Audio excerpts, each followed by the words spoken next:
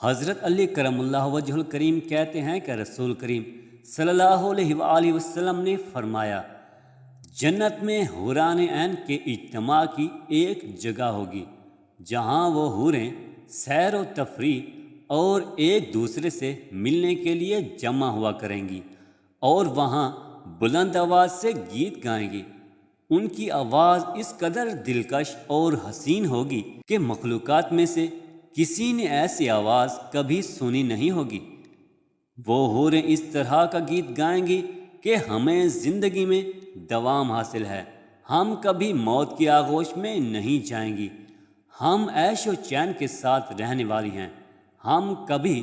سختی اور پریشانی نہیں دیکھیں گی، ہم اپنے پروردگار